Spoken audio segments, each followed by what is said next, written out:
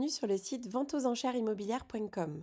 Aujourd'hui, je vais vous expliquer comment vous inscrire en tant que professionnel de l'immobilier pour pouvoir publier vos biens et les mettre aux enchères. Vous allez donc sur la page principale de venteauxenchèresimmobilières.com, vente au singulier, aux enchères immobilières tout au pluriel.com. Vous êtes donc sur la page principale, vous descendez jusqu'à avoir là sur la gauche, là où il y a écrit notre ambition, le petit bouton qui dit Venteur professionnel de l'immobilier, inscrivez-vous. Donc vous cliquez sur ce bouton. Là, vous arrivez sur un formulaire qu'il va vous falloir remplir. Dans la colonne identifiant, je vous recommande de mettre le nom de votre agence, votre prénom et votre nom avec des tirets. Je préfère l'autre tiret, je mets l'autre. Je fais un copier et je vais le coller tout de suite dans le nom du réseau de l'agence, que vous pouvez mettre du coup ici. Ensuite, vous remplissez de manière classique votre email, votre prénom, votre nom, votre adresse. Si vous ne voulez pas qu'elle apparaisse, vous mettez juste un petit point comme ceci et du coup, il n'y a pas besoin de rentrer votre adresse. Le pays, c'est automatiquement calibré sur la France. Vous rentrez votre ville. Le pays, c'est pas obligatoire. Le code postal, le téléphone de votre entreprise. Vous allez préciser ici si vous êtes une agence immobilière, un mandataire ou un particulier. Et ensuite, vous rentrez votre mot de passe que vous confirmez juste en dessous et vous cliquez sur M'enregistrer. Une fois que vous avez rempli le formulaire, vous allez devoir configurer la vitrine d'enchères. Donc là, vous avez la première étape et là, vous mettez C'est parti. Donc ici, vous allez pouvoir configurer votre vitrine, vous allez pouvoir téléverser votre logo, c'est-à-dire le charger tout simplement. Vous cliquez sur l'icône, vous sélectionnez un fichier depuis votre ordinateur et vous pouvez du coup entrer votre logo ici. De la même façon, vous pouvez mettre une bannière. Pourquoi? Parce qu'en fait, on va vous créer carrément une page sur le site qui vous rajoutera en plus du référencement sur Internet. Par contre, il faut que vous appliquiez la bonne taille pour votre bannière. Il faut qu'elle fasse 1550 par 350 pixels. Si vous ne voulez pas en mettre, automatiquement, on vous mettra les fameux marteaux de l'enchère en fond de votre boutique.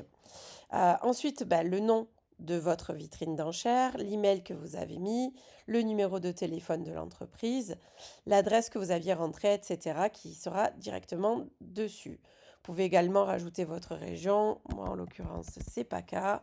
Et je la mets ici. Je ne rajoute pas d'autres éléments qui ne sont pas forcément utiles. Ici, si vous le souhaitez, vous pouvez mettre un petit descriptif de votre vitrine d'enchères. Donc, ça peut parler de vous, de votre façon de faire, de votre agence, etc.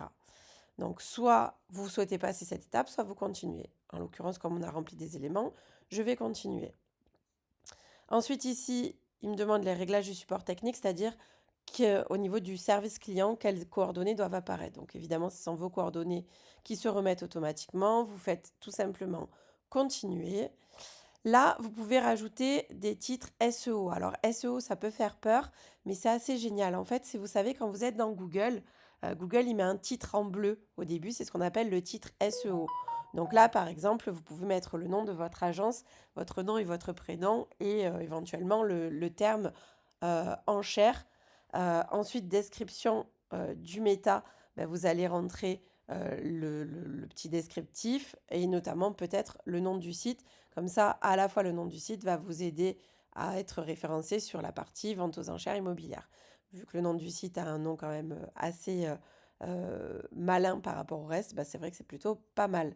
La même chose pour Facebook, Twitter. Si vous ne voulez pas remplir, vous n'avez absolument pas d'obligation. Vous faites passer cette étape, sinon vous pouvez continuer. Hop. Là, vous pouvez rentrer tous les liens de vos réseaux sociaux de façon à ce que sur votre page, les gens puissent aller voir votre Facebook, votre Instagram, votre Twitter, votre YouTube, LinkedIn et compagnie. Voilà, vous remplissez avec les liens qui correspondent à vos profils de réseaux sociaux. On fait continuer. Et là, c'est magnifique. Il nous dit qu'on a fini et on a terminé avec la boutique. Là, on atterrit sur le tableau de bord, pardon. Et c'est à partir de là qu'on va pouvoir commencer à faire des enchères.